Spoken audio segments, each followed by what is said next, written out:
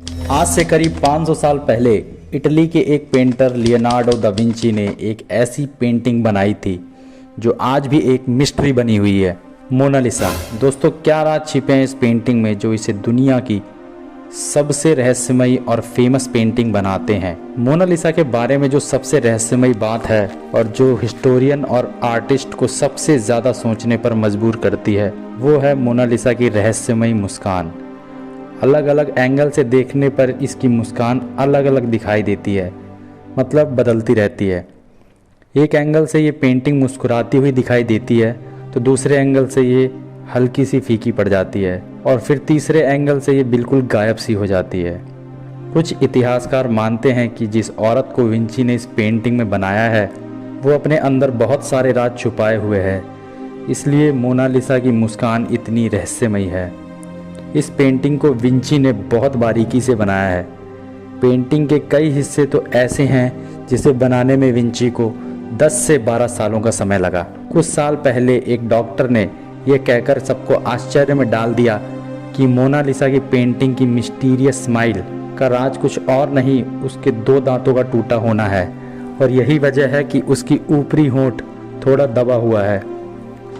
सन 2000 में हार्वर्ड के एक न्यूरो साइंटिस्ट ने यह बताया कि मोनालिसा की स्माइल नहीं बदलती, बल्कि देखने वाले के नज़रिए पर निर्भर करता है कि वह पेंटिंग को किस माइंडसेट से देख रहा है। मतलब आप जिस तरह इस पेंटिंग को देखना चाहते हो यह आपको वैसी ही दिखाई देगी। विंची ने जब से इस औरत की पेंटिंग को बनाया है तब से लेकर आज तक करीब 500 सालों से ये बात एक बहुत बड़ी मिस्ट्री बनी हुई है कि ये मोनालिसा कौन थी। ये महिला इस दुनिया में एग्जिस्ट करती भी थी या नहीं, अगर करती थी तो कौन थी और किस देश की थी। इस पेंटिंग के बारे में बहुत सारे स्कॉलर्स ने अपनी अपनी थ्योरी दी है। ज़्यादातर लोगों का ये मानना है कि ये तस्वीर लीसा गिरार्दिनी की है जो इटली देश के फ्लोरेंस शहर में रहा करती थी। लेकिन एक थ्योरी ये भी कहती है कि ये लियोनार्डो दा विंची की खुद की तस्वीर है। इसमें विंची ने अपने आप को ही महिला के रूप में बनाया था। इस बात में कितनी सच्चाई है इसका तो कुछ पता नहीं, लेकिन इस पर सवाल ये उठता है कि उन्होंने ऐसा क्यों किया। 23 जून 1852 को ल्यूक मास्पेरो नाम के एक युवा फ्रेंच आर्टिस्ट ने पेरिस के एक बहुत बड़े होटल की छत से कूदकर जान दे दी। वो मोनालिसा के रहस्यमय मुस्कान के लिए पागल था और उसकी सुंदरता पर मोहित था। उसने ये सुसाइड नोट छोड़ा। ल्यूक मास्पेरो ने मोनालिसा के लिए अपना प्यार और सालों से उसके इंतज़ार की बात कही थी। लियोनार्डो दा विंची ने मोनालिसा की पेंटिंग को 1503 में बनाना शुरू किया था और वो 1517 तक इस पेंटिंग को बनाते रहे। विंची को सबसे ज़्यादा समय मोनालिसा के होंठों को बनाने में लगा। मोनालिसा के होंठ बनाने में विंची ने 12 साल लगा दिए। इस मशहूर पेंटिंग को एक चोरी की घटना ने और ज़्यादा फेमस कर दिया जब इस पेंटिंग को दुनिया के सबसे बड़े म्यूज़ियम से चुरा लिया गया और इसकी चोरी का इल्ज़ाम लगा 20वीं सदी के एक और बहुत महान पेंटर जिनका नाम था पाब्लो पिकासो।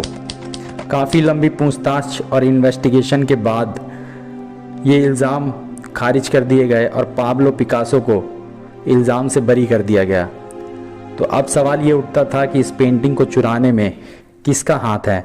21 अगस्त 1911 को इस पेंटिंग की चोरी हुई तो किसी ने इस पर ध्यान नहीं दिया, लेकिन जब लोगों ने पेंटिंग की जगह खाली पाई तो लूव म्यूज़ियम को कई दिनों तक इन्वेस्टिगेशन के लिए बंद कर दिया गया और ये खबर आग की तरह पूरी दुनिया में कुछ ही घंटों में फैल गई। और कारण यह बताया गया कि पेंटिंग को सफाई के दौरान किसी दूसरी जगह पर रख दिया गया है। कई दिनों की लगातार इन्वेस्टिगेशन के बाद ये पता चला कि लूव म्यूज़ियम के ये कर्मचारी जिसका नाम विंसेंजो पेरिगिया था, उन्होंने ही चुराया था। वो पेंटिंग को लेकर म्यूज़ियम में छुप गया और मौका मिलते ही वहाँ से फरार हो गया। विंसेंजो इटली का एक देशभक्त नागरिक था। उसका ये मानना था कि लियोनार्डो दा विंची की ये पेंटिंग उसके अपने ही देश के म्यूज़ियम में लगी होनी चाहिए और इस पेंटिंग को इटली के देश के लोगों को ही दिखाया जाना चाहिए। 2 साल बाद विंसेंजो को तब पकड़ा गया जब वह मोनालिसा की इस फेमस पेंटिंग को इटली के फ्लोरेंस शहर के म्यूज़ियम के आर्ट डायरेक्टर से इस पेंटिंग की डील कर रहा था। यह पेंटिंग 2 हफ्तों तक इटली के उसी म्यूज़ियम में रहने के बाद 4 जनवरी 1914 को वापस पेरिस के म्यूजियम को लौटा दिया गया। विंसेंजो को इस कारनामे के लिए 6 महीने की जेल हो गई, लेकिन इटली में यह हीरो बन गया। इटली ने विंसेंजो को एक देशभक्त की नज़रों से देखा। बहुत कम ही लोग जानते हैं कि मोनालिसा की पेंटिंग की जुड़वा पेंटिंग भी है। कहा जाता है कि इस जुड़वा पेंटिंग को भी विंची के समय काल में विंची के ही एक स्टूडेंट फ्रांसिस्को मेल्जी ने बनाया था। ये मोनालिसा की पेंटिंग जितनी खूबसूरत थी उतनी ही अनसेफ भी थी।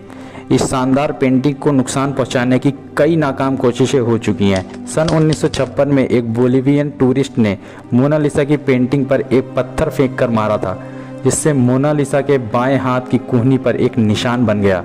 लेकिन कुछ समय के बाद इसे दोबारा से रिकवर कर लिया गया।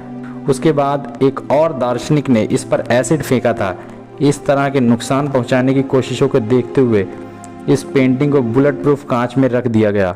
फिर एक बार एक महिला ने इस पर रेड स्प्रे करने की कोशिश की तो एक दूसरी रशियन महिला ने चाय का कप फेंक कर मारा, लेकिन दोनों ही केसों में पेंटिंग को कोई नुकसान नहीं हुआ।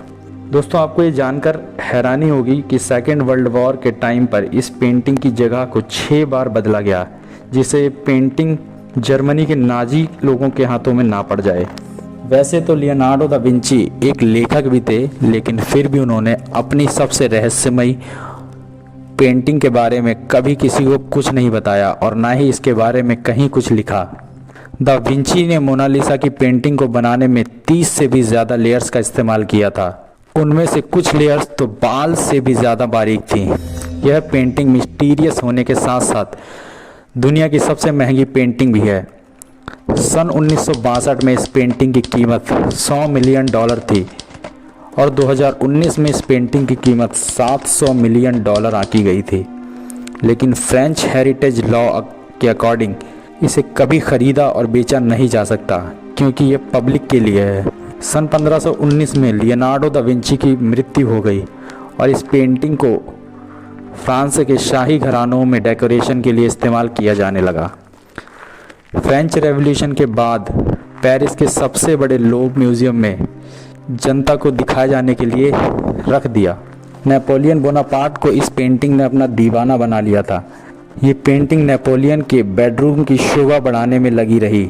विंची के द्वारा इस पेंटिंग को बनाने के लिए पोपलर की लकड़ी और ऑयल पेंट का इस्तेमाल किया गया था। इस पेंटिंग को विंची ने इतनी सावधानी और सब्र से बनाया था कि इस पर ब्रशों के निशान देखना बहुत मुश्किल है। इस पेंटिंग की लंबाई 30 इंच, चौड़ाई 21 इंच और वेट 8 किलोग्राम है। मोनालिसा की पेंटिंग को ध्यान से देखने पर पता चलता है कि लियोनार्डो दा विंची ने पेंटिंग में आईब्रो और आई लेसेस नहीं बनाए थे।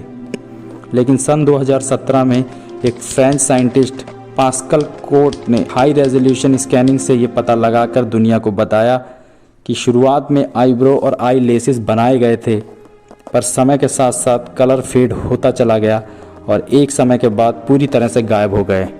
पैरानॉर्मल क्रूसिबल नाम की एक वेबसाइट ने ये दावा किया था कि मोनालिसा की पेंटिंग में एलियन छुपा हुआ है। वेबसाइट के अनुसार बाईं तरफ से 2 बार जोड़कर इस पेंटिंग को देखें तो एलियन की आकृति देखी जा सकती है।